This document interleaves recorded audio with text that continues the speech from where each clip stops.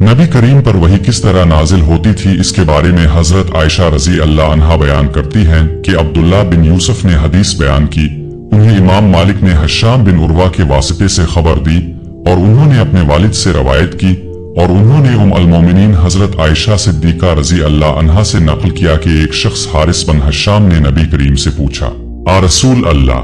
अब पर वही कैसे नाजिल होती है? तो आपने फरमाया कि कभी वही के वक्त मुझे घंटी जैसी आवाज सुनाई देती है और ये कैफियत मुझ पर बहुत सख्त होती है। फिर जब ये कैफियत खत्म हो जाती है तो जो वही नाजिल हुई होती है वो मेरे दिल और दिमाग में महफूज हो जाती है और कभी फरिश्ता इंसान की शक्ल में आकर मुझसे कलाम करता है और मैं इसकी बात को याद कर लेता हूँ।